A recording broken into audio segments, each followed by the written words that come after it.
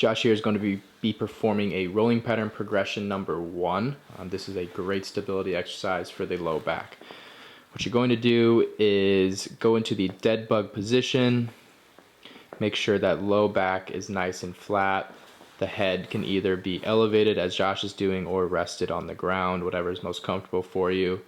And then you should be able to take some nice, big, comfortable breaths into the belly, which is going to help brace as we do the rolling movement.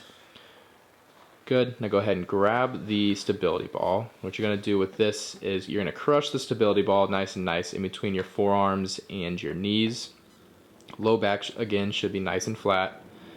And once you're in a nice comfortable position and you're able to breathe and brace through that belly breath, Josh is just going to roll nice, controlled. You're going to find that teeter-tottery point. Hold there, take a breath or two, and then have a nice controlled roll back to midline. Perfect, and you should be able to breathe comfortably during this exercise. Do one more for me. Go the other way so they can see a little bit. Good, and back to midline. Perfect.